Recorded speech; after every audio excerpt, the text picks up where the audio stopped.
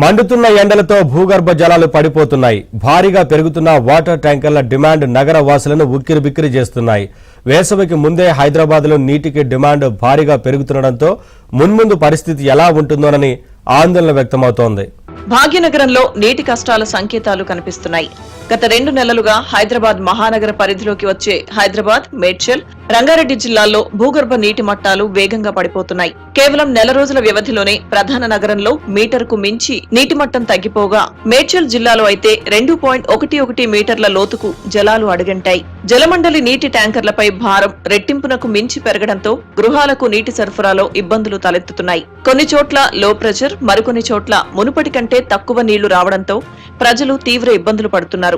మార్చి మొదటి వారంలోనే అనేక ప్రాంతాల్లో భూగర్భ జలాలు వేగంగా పడిపోయి బోర్లు మొరాయిస్తున్నాయి. రోజులు గడిచే కొద్దీ ప్రైవేటు నీటి వ్యాపారులు కూడా యథేచ్ఛగా భూగర్భ జలాలను తోడేయడంతో హైదరాబాద్ జిల్లా పరిధిలో గత 2 నెలల్లోనే మీటరున్నర లోతుకు భూగర్భ జలాలు పడిపోయాయి. గ్రేటర్ పరిధిలో ఔటర్ వరకు 46 మండలాలున్నాయి. 15 మండలాల పరిధిలో 23 నుంచి 47% ఎక్కువగా వర్షం కురిసింది. నగరంలో సాధారణ వర్షపాతం 747 మిల్లీమీటర్లు కాగా 858 మిల్లీమీటర్లు నమోదైంది. అయినప్పటికీ గత ఫిబ్రవరి కంటే సగటున 0.67 మీటర్ల భూగర్భ జలాలు తగ్గాయి. కూకట్పల్లి పరిధిలో అట్టడుగున కూకట్పల్లిలో 26.47 మీటర్ల లోతులో జలాలు ఉన్నాయి.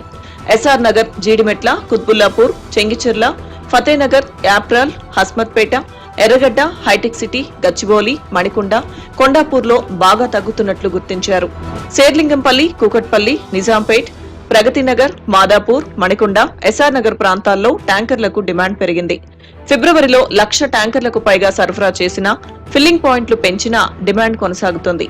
మణికొండ, మాదాపూర్, గచ్చిబౌలి ప్రాంతాల్లో ప్రైవేట్ ట్యాంకర్లకు డిమాండ్ భారీగా పెరిగింది. ఎక్కువగా హాస్టళ్లు ఉండడంతో కొందరు ట్యాంకర్లపైనే ఆధారపడుతున్నారు. గతం కంటే రోజుకు 2 అదనంగా బుక్ చేస్తున్నారు. గతంలో కొంతవరకు బోర్లలో నీరు అందుబాటులో ఉండేదని ఇప్పుడు ఆ పరిస్థితి లేదన్న వాదన వినిపిస్తోంది.